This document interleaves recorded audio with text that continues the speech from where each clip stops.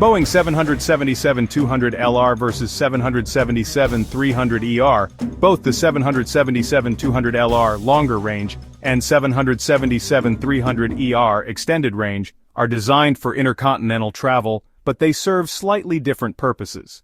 Boeing 777-200LR, known as the Worldliner, can fly almost anywhere on Earth. Range, approximately 9,395 nautical miles, the longest of any commercial jet until the 787-9 350-900 ULR. Passenger capacity, approximately 317 passengers in a typical 3-class layout. Best for ultra-long haul routes, for example, New York-Singapore, Doha-Auckland. Boeing 777-300ER, a stretched, higher capacity version.